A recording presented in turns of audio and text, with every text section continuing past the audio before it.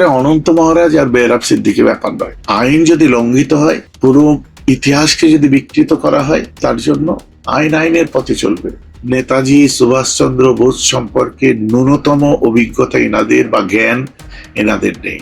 যে সমস্ত লিডার গুলো অনেক খারাপ ছিল, যে সমস্ত লিডার গুলোর নাম ধরে বলেছে তাদের অবৈধ প্রপার্টি আছে, সেই সমস্ত লিডার গুলো আজ কেন এত সজ্জন হয়ে গেলেন তার প্রশ্ন তো আমরা করতেই পারি। বিজেপি আর মুসলমান দুটো মেরুতে দাঁড় করিয়ে দেওয়া হয়েছে।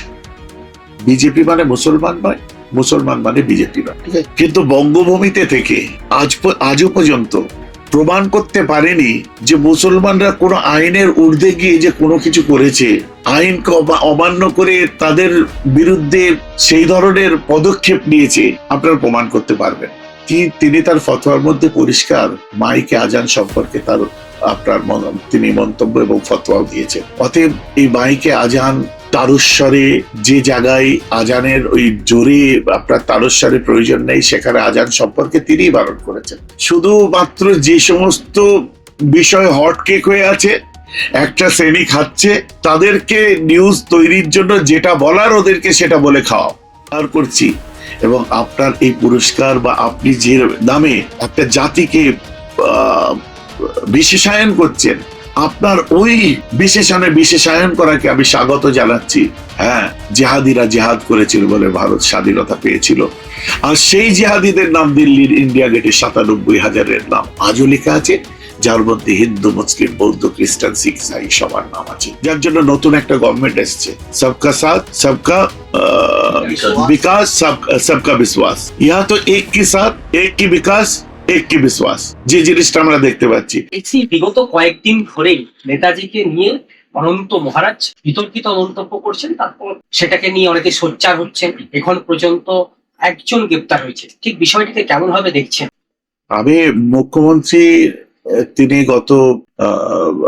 গতকাল তার একটা বাইট আমি তার একটা কথা আমি শুনছিলাম, সেখানে উনি তো পরিষ্কার করে বলেছেন সাইবার টিমকে তিনি অর্ডার করেছেন, সেই অফিসিয়ালসরা ওখানে ছিলেন, উচ্চ পদস্থ পশ্চিমবঙ্গের যিনি, তাকে অর্ডার করেছেন। তার পরিপ্রেক্ষিতে তো আশা তো এটা আমরা করতেই পারি যে যথাযথ ব্যবস্থা নেওয়ার এবং একাধিক অ্যারেস্ট হওয়ার কথা, যারা যারা এর সঙ্গে জড়িত আছে, যারা যারা মানে এই উস্কানিমূলক কথার মধ্যে নাক গলিয়ে তারাও আবার এক ধাপ বাড়িয়ে আগিয়ে যে কথা বলেছে। আসলে নেতাজি সুভাষচন্দ্র বোস সম্পর্কে ন্যূনতম অভিজ্ঞতা এনাদের বা জ্ঞান এনাদের নেই। আমরা কখনই দেখতে পাই গুমনামি বাবার রূপে তাকে তার আবির্ভাব ঘটানো হচ্ছে, ফিল্ম মেকাররা ফিল্ম তৈরি করছে, কখনো তাকে নিয়ে বিভিন্ন বিতর্ক উঠছে। আশ্চর্য, আজ এত বছর ধরে নেতাজি কত কমিশন গঠন হয়েছে, মুখার্জি কমিশন থেকে নিয়ে কত কিছু। হ্যাঁ, জাপানের রেনকোজি মন্দিরে তার চিতাভস্য রাখা আছে। এখন পর্যন্ত ভারতবর্ষের কোন প্রধানমন্ত্রী থেকে নিয়ে কোনো মন্ত্রীদের একবার সদিচ্ছা প্রকাশ করলেন না যে নেতাজি সুভাষচন্দ্র বোসের যে শেষ স্মৃতিরা রয়েছে রেনকোজি মন্দির জাপানের, সেখান থেকে নিয়ে আসা হোক। এই ধরনের আমরা কখনো শুনতে পাইনি। দেশত্ব, দেশপ্রেম, স্বাধীনতা সংগ্রাম, তার কুরবানি, তার সঙ্গী যিনি ছিলেন, এবং মানুষ ইয়াংস্টার তখনকার থেকে এখন এভারগ্রিন একটা পার্সোনালিটি ছিল। প্রত্যেকে উদ্বুদ্ধ হয়, প্রত্যেকে মানে ইনফ্লুয়েন্স হয় তার মানে ক্যারেক্টারকে সামনে রেখে। অতএব তাকে নিয়ে যখন এই ধরনের উক্তি ভেসে আসে, দুর্ভাগ্যজনক, দুঃখজনক।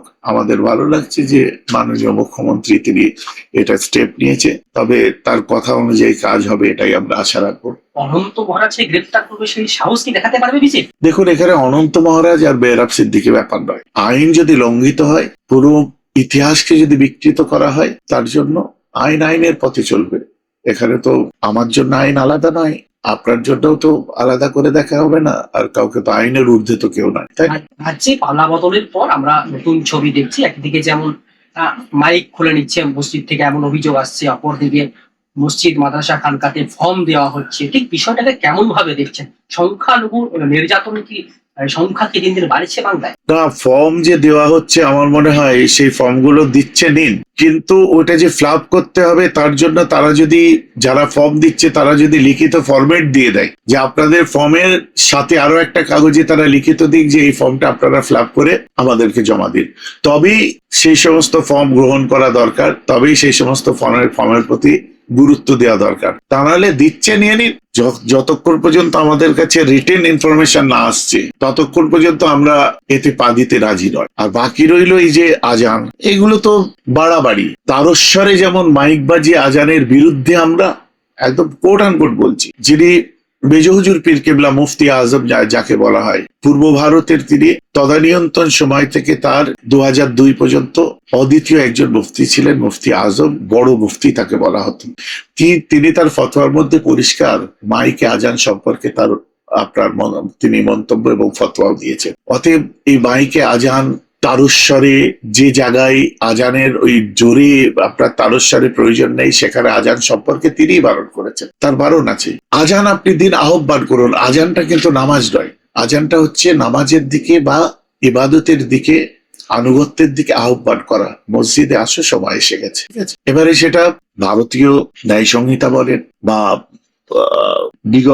যে কোনো আইনে, ভারতে আইপিসি বলেন আর যাই বলেন, তার মধ্যে পরিষ্কার কোন জোনে কতটা মাইক বাজবে সেটা পরিষ্কার করা আছে। তার বাইরে যদি কেউ মাইক বাজায় অবশ্যই তার বিরুদ্ধে অ্যাকশন নেওয়া দরকার, এবং আমরা যথাযথভাবে সেই আইন পালন করতে বাধ্য। এবং আমরা এই উপদেশই মানুষকে দিই, যেখানে যতটা সাউন্ড দরকার আপনারা তারস্বরে নয়, ওই লিমিটেশনের মধ্যে আপনারা মাইক ব্যবহার করুন, বাস, গল্প শেষ। বাকি যে মাইক খুলে নাও, পুলিশ যে বলছে এইটা করে দাও, ওই করে, কে রাইট দিয়েছে তাকে মাইক খুলে দেওয়া? কোন আইন অনুযায়ী সে মাইক খুলে দেবে? অতএব আবার হাইকোর্টের তো একটা রায়ও এসেছে, আইনের ঊর্ধ্বে কেউ নয়। আমি বললাম তো, আইন সবার ঊর্ধ্বে, আইনের ঊর্ধ্বে কেউ নয়। প্রধানমন্ত্রী এসে বললেন পরিবর্তন কেমন লাগছে, আপনার ঠিক পরিবর্তন কেমন লাগছে? সেগুলো ওই মেইনস্ট্রিম মিডিয়ার মধ্যে যারা বসে বাকবিতণ্ডা করছে এবং বিভিন্ন আপনাদের মাধ্যম দিয়ে যে সমস্ত জিনিস উঠে আসতে দেখছি, এটাই কি আমাদের প্রত্যাশা ছিল?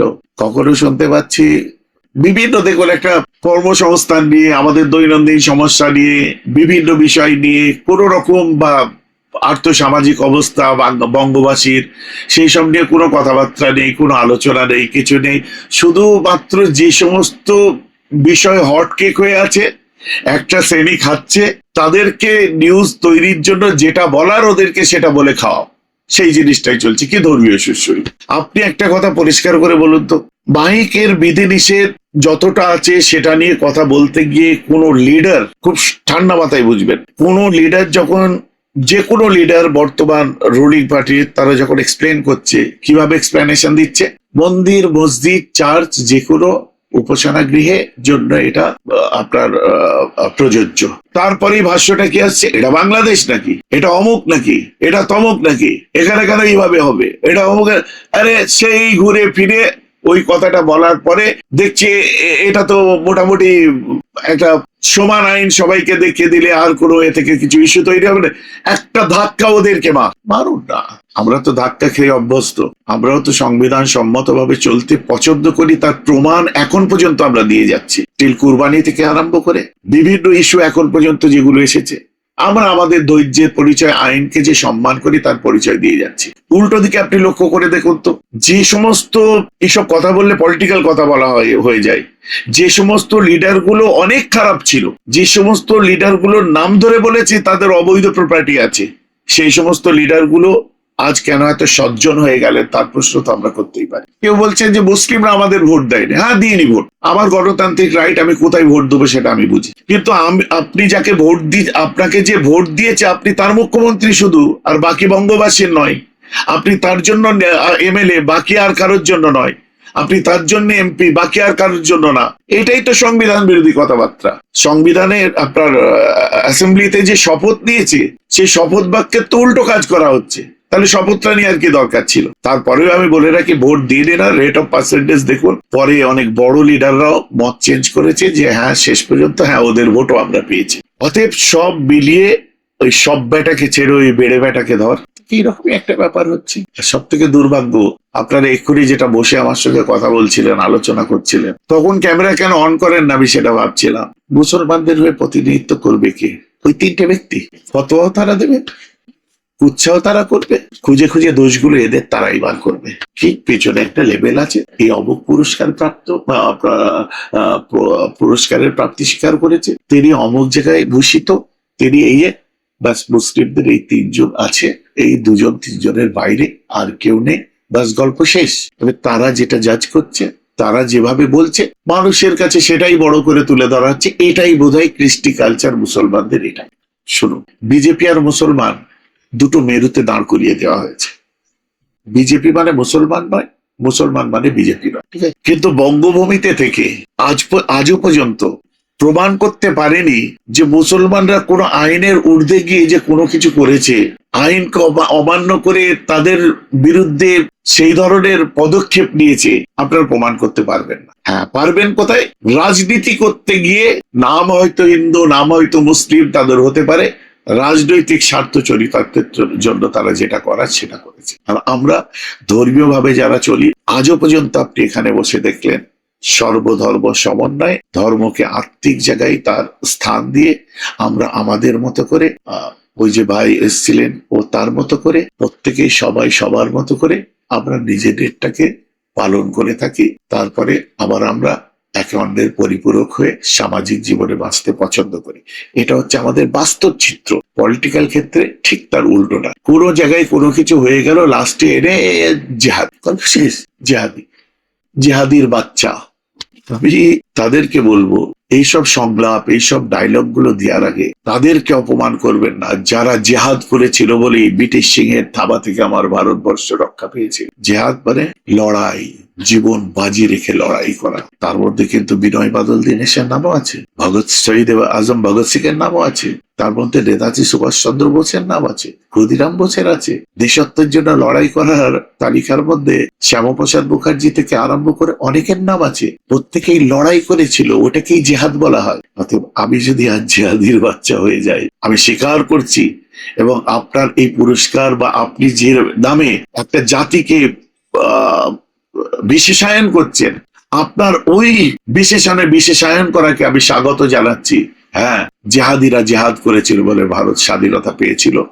আর সেই জেহাদিদের নাম দিল্লির ইন্ডিয়া গেটে ৯৭,০০০ নাম আজও লেখা আছে, যার মধ্যে হিন্দু, মুসলিম, বৌদ্ধ, খ্রিস্টান, শিখ, ইসাই সবার নাম আছে। প্রত্যেকের জেহাদ জীবনের বিনিময়ে আজ আমার দেশ স্বাধীন হয়েছিল। অতএব নতুন লিডার হয়ে গিয়ে কখনো নেতাজির, আপনার এই মুসলমানের অমুক ভুল বলতে যে আজ নেতাজির ভুল বলছে, কাল আরেকজনের বলবে। রাজনীতি একটা পার্টির মধ্যে থাকে, পার্টির একটা নাম হয়, কিন্তু ধর্ম সবার হয়। যেমন ইসলাম ধর্মে সিপিএম, কংগ্রেস, টিএমসি, বিজেপি সব আছে, তেমন হিন্দু ধর্মের মধ্যে সিপিএম, কংগ্রেস, টিএমসি, বিজেপি সব আছে। অতএব ধর্মের সঙ্গে রাজনীতি জুড়ে দিলে ধর্মান্ধতা কাজ করে, তখন মানুষ হিতাহিত জ্ঞান শূন্য হয়ে যায়। তখনই একজনের বাক্যবাণে আর একজন আহত হয়, মর্মাহত হয়, যেটা আমাদের জন্য বড় বিপজ্জনক হয়ে বর্তমান দাঁড়িয়েছে। আরেকটি বিষয়, সিপিএম এর সময় 7% ওবিসি সংরক্ষণ ছিল, তৃণমূলের সময় 17% হয়েছে। পরবর্তীতে অনেক মামলা, কোর্ট কাচারি হয়েছে। গতকাল একটি মামলা রায় এসেছে হাইকোর্ট থেকে, যেখানে ওবিসি এ এবং ওবিসি বি ক্যাটাগরিকে একদম বাতিল করে দেওয়া হবে। মানে যে অভিযোগ বারবার আসে সংখ্যালঘুদের পিঠে মারা হয়, এবার কি বাতিল করে দেওয়া হলো? বাতিল করার যুক্তিটা শুনলেন তো?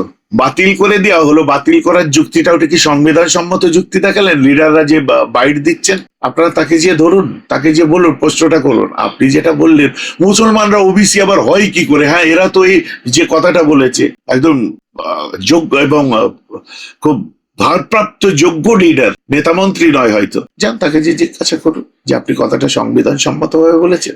ঠিক আছে, কোনো ব্যাপার নয়, যেটা হচ্ছে। মুখ্যমন্ত্রী বলছেন যে গো হত্যা বন্ধ করে দিয়েছি, ইমাম ভাতা মহাজ্জান বন্ধ করে দিয়েছি, আর মহরম যে তৌরালি রাস্তায় বেরোলে সেটাও বন্ধ করে। এই বিষয়ে আপনি কি মন্তব্য? মুখ্যমন্ত্রী এখানে ওইটাই কাজ, বাংলার জন্য আর কোনো কাজ কি নেই? শুনুন, এই ইমাম ভাতা, মুয়াজ্জিন ভাতা, পুরোহিত ভাতা রাষ্ট্রের টাকা থেকে যে খরচা হবে ইমাম, মুয়াজ্জিন, পুরোহিতের পিছনে, এর পক্ষে আমরাও নাই। কিন্তু কারণ রাষ্ট্রের টাকা রাষ্ট্রের উন্নয়নের জন্য খরচা হবে, ধর্মীয় খাতে কেন খরচা হবে? এবারে ধর্মীয় খাতে যেটা খরচা হচ্ছে সেটা সংবিধান সম্মতভাবে যে সমস্ত শিক্ষা প্রতিষ্ঠান আছে সেসব শিক্ষা প্রতিষ্ঠানে খরচা হচ্ছে, গভর্নমেন্ট অনুদান দিচ্ছে, ওটা আলাদা ব্যাপার। কিন্তু ইমামদের যে মাইনে দেওয়া হতো বা ভাতা দেওয়া হতো ওটা তো ওয়াকফ ফান্ড থেকে দেওয়া হতো, সেটা বন্ধ করে দিয়েছে। বা ঠিক আছে, ওখানে বন্ধ হয়েছে, ইমামদের আরো রাস্তা খোলা আছে, ওটা দেখে নেবে, ওটা বড় ব্যাপার না। মহরমের সময় তলোয়ার খেলা বন্ধ হয়ে গেছে। একজন তো কে বলছিল যে ওই কি বলে তাজিয়া ছোট হয়ে গেছে, যদিও আমরা তাজিয়া টাজিয়া নিয়ে বেরোই না, তারপরেও বলি অনেক কথাই বলছিলেন। তো তাতে কি হলো? আপনারা এখানে এতজন মানুষ বসে আছেন, শিক্ষিত ছেলে সব, আজকে হাতে একটা বুক নিয়ে একটা চ্যানেল তৈরি করে নিয়ে সমাজের লুকিয়ে থাকা জিনিসকে সমাজের বুকে প্রকাশ করে তোলার জন্য প্রাণের ঝুঁকি নিয়ে আপনার কাশ্মীর থেকে কন্যাকুমারী আপনারা যে দৌড়ে বেড়াচ্ছেন, কিসের জন্য? যে আজ যদি আপনারা যথাসময়ে আপনার এটাও একটা কর্ম, এটাকে আমি ছোট করে দেখছি না। আপনাদের স্বভাব তো অ্যাম্বিশন ছিল না যে আমি মিডিয়া পার্সন হব, তো আপনাদের যোগ্যতা অনুযায়ী তো বিভিন্ন ফিল্ড ছিল। তো এই সমস্ত জিনিস মহরমে এটা বন্ধ হয়েছে, ওটা বন্ধ হয়েছে, গোহত্যা বন্ধ হয়েছে, অমুক হয়েছে, তমুক হয়েছে, ঠিক আছে, কিন্তু আপনি আমাকে পরিষ্কার করে বলুন তাতে আমাদের চাকরির হার কতটা বেড়েছে মানুষের, জনগণের? তাতে পেট্রোলের দাম কতটা কমলো? তাতে গ্যাসের ভর্তুকি কি এখন যথাযথ ফিরে পাচ্ছে? কতটা কমলো? তাতে আপনার কি বলে ওই হ্যান্ডিক্রাফটদের ভাতা কি বাড়ানো হয়েছে? এই কদিন আগে আমি দেখছিলাম হ্যান্ডিক্রাফট যারা, ওদের 1000 টাকা ভাতা দেওয়া হয়, তার জন্য তারা আন্দোলন করতে যাচ্ছে কোথায়? নবান্নে। তা আমি তোদের বললাম তোরা তো দৌড়তেও পারবি না, নবান্নে যে করবিটা কি? না, তাও যাবো, মরে গেলেও মরে যাবো। এইসব দৈনন্দিন সমস্যা যেগুলো শিল্প, চাকরি, কর্মসংস্থান, বিভিন্ন শিক্ষা, স্বাস্থ্য, তারপরে আইনের শাসন, সব কিছুর দিকে তো লক্ষ্য রাখাটাই একটা রাজ্যের এবং যারা সাংবিধানিক পদে বসে আছে তাদের কাজ। তারা শুধু ঘুরে ফিরে এই সেই সস্তা জিনিস নিয়ে পড়ে আছে। তাতে আমাদের E20 যে পেট্রোল গাড়ি, সব তেল সার্ভিস কমে যাচ্ছে, বন্ধ হয়ে পড়ে থাকছে, সমস্যা মিটে গেল, ছাত্র আন্দোলন মিটে গেল, সবকিছু মিটে গেল। সব সস্তা কথাবার্তা গুলো ঠিক আছে, একটা ক্লাসের কাছে, একটা শ্রেণীর কাছে চলে, যারা খাচ্ছে খাওয়াচ্ছে। আমরা চাইবো যে বিগত দিনে মুসলিমরা নো ভোট টু মমতা করেছিল, এটা কিন্তু স্বীকার করতেই হবে, অস্বীকার করার কোনো জায়গা নেই। যদি আজ স্বীকার করেন তারা, এটা আমি অস্বীকারও করছি না, নো ভোট টু মমতা করেছিল, কারণ মমতাকে তারা চায়নি, তার জন্যই তারা ভোট দেয়নি, যার জন্য নতুন একটা গভর্নমেন্ট এসছে, সবকা সাথ সবকা विकास सबका विश्वास। यहाँ तो एक की साथ एक की विकास एक की विश्वास, যে জিনিসটা আমরা দেখতে পাচ্ছি। দেখাবাদ দাঁত আর চিবাবাদ দাঁত দুটো তো আলাদা হয়ে যাচ্ছে, হাতির দুটো দাঁত থাকে। মাননীয় মুখ্যমন্ত্রী বললেন অভয়ার বিচার চাই, আমরাও বলি অভয়ার বিচার চাই, 100% আমরা অভয়ার বিচার চাই, কিন্তু বারুইপুরেরটারও তো বিচার চাই। আমরা ওই কি বলে ওই যে বাচ্চাটা ওই টিএমসির আনন্দ করতে যে বোম দিয়ে মেরে দিল একটা, তামান্নার বিচারটাও তো আমরা চাই, আনিস খানের বিচারটাও তো আমরা চাই, আমরা জয়ন্ত কিরাম ওর বিচারটাও তো আমরা চাই।